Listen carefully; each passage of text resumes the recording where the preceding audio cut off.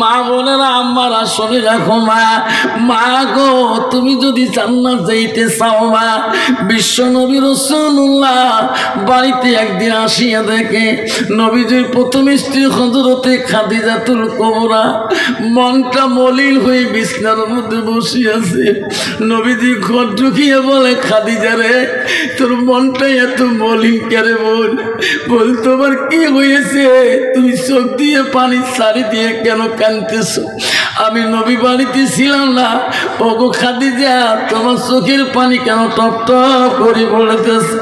হযরতে খাদিজা নবীজির হাতটা ধরে বলছে, ওগো নবী আমার মনে হয় আমি খাদিজা দুনিয়াতে থাকবো না গো নবী। ওগো নবী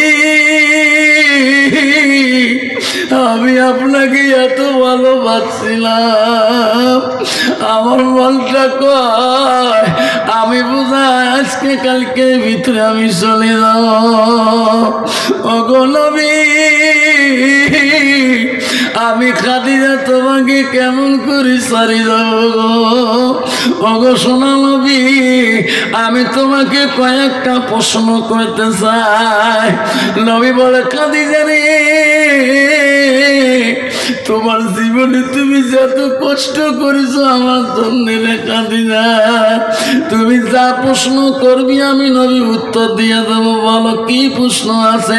মা খাদিজাতুল কুবরা বলছে, ওগো নবী আমি খাদিজা যদি আজকে মারা যায় আমার কাপড়ের কাপড় আপনি আনবেন না। নবী বলছে, খাদিজা রে আমি কি নবী গরিব হয়ে গেলাম কাফন কিনতে পারবো না? না গো নবী না, আমি খাদিজা কবরকে বড় ভয় করি।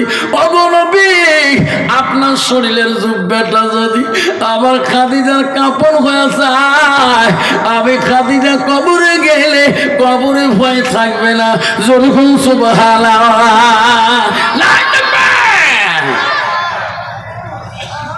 কত বড় চিন্তা করছে। নবী বলছে, খাদিজার কি কথা আছে? ওগো নবী গো আমি খাদিজা যখন কবরে চলে যাব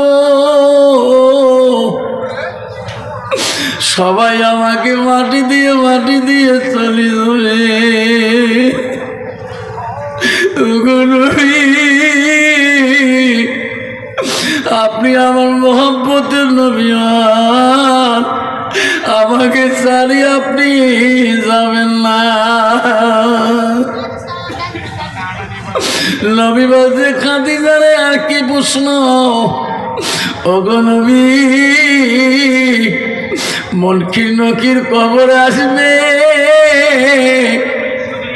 আমি সওয়াল জবাব দিতে পারবো না গো নবী। আমি খাদিজা কবরে শুয়ে থাকবো, আপনি উপরে থাকি এবং কেন জবাবটা উত্তর দিয়ে দিবি। ওগো নবী আমি তোমার কাছে তিনটা প্রশ্ন দাবি করলাম। নবী গো আমি খাদিজা বড় কবরকে ভয় করি। আজকে যদি মুসলমানের মেয়ে যদি কবরকে ভয় করতো, আজকে মুসলমানের মেয়ে যদি কবরে চিন্তা করতো, তাহলে মুসলমানের মেয়ে হয়ে কোনোদিন নিজের চেহারাটাকে উলঙ্গ অবস্থা হয়ে ওই কবরস্থানের সামনে দিয়ে কোনোদিন যেত না। যদি কোন ঠিক না ঠিক, আজকে নিজের দেহটাকে বেগুনা পুরুষকে দেখাইতো না।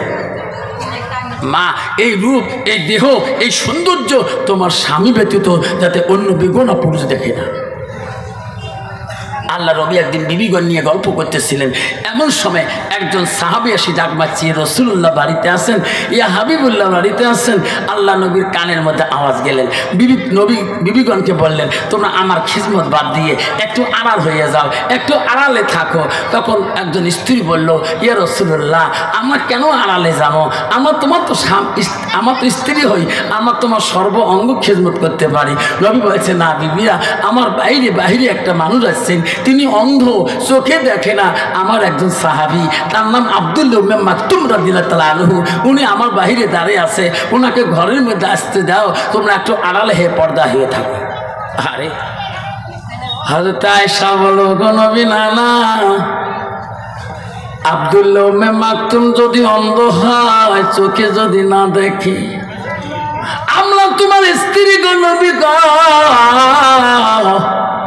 তোমার আড়াল হয়ে থাকা লাগবে না, আমরা আলগা হয়ে থাকবো, কথা বলবো না। আব্দুল্লাহ ইবনে মাকতুম অন্ধ সাহাবী তো বুঝতে পারবে না আমার নবীর স্ত্রী এখানে দাঁড়িয়ে আছে কিনা, উনি তো চোখে দেখে না। নবী বলছে না না ও বিবিরা রে, আব্দুল্লাহ ইবনে মাকতুম চোখে না দেখতে পারে, তোরা বিবিরা তো তাকে দেখতো, তাকে তো তোরা দেখতে পারবেন। ও বিবিরা না না, তোরা না দেখতে পারে আব্দুল্লাহ ইবনে মাকতুম, তোরা দে তো চোখ দিয়ে দেখো, তোদের জন্য দেখার জন্য হারাম হয়ে যাবে। আর বর্তমান যুগে নারী রে সোনারা চোখে দেখে, চোখ দিয়ে দেখে কেনে, হায় রে কত স্টাইল বাজার, টাইগার বাজার, কত বিগ বাজার, কত এম বাজার, শ্যাম বাজার, জাদু বাজার। কুচবিহারে দেখবেন বাবা, ওই যে খাকড়া বাড়ি পর আগে স্টাইল বাজার আছে, বিগ বাজার আছে, টাইগার বাজার আছে, ধুপড়ি টাউনেতে এম বাজার আছে। হায় রে কত মুসলমানের মেয়ে কবরকে যদি ভয় করতো বাবা, ওই রকম পাতলা কাপড় কিনে স্টাইল বাজারে, বিগ বাজার, টাইগার বাজারে গেত না। যেরকম ঠিক না মিঠে, কোনদিন যেত না। মুসলমানের ঘরে জন্ম নিয়ে মুসলমান হওয়া যায় না। কেন মা? আল্লাহ পর্দাটা ফরজ করে দিয়েছে, নফল সুন্নত না। মা নামাজ পড়া যেমন ফরজ, রোজা রাখা যেমন ফরজ, মা নারীদের পর্দা রাখাটা হচ্ছে আল্লাহ ফরজ করছে। আজকে কত মেয়ে আছে কবরস্থানের সামন দিয়ে যায়, আব্বারে দেখতে পাবেন মাথার কাপড় নাই। খবরদার মা, আম্মা তোর একদিন কবর ওই জায়গার মধ্যে হয়ে যাবে। শোনাচ্ছেন মা বোনেরা, আম্মারা শুনে রাখো, আম্মারা হযরতে খাদিজাতুল কুবরা যখন দুনিয়া থেকে চলে যায়, আমার রাসূল কান্দে রে। খাদিজা নবীজির প্রথম জীবনের স্ত্রী গো, আয় খাদিজা।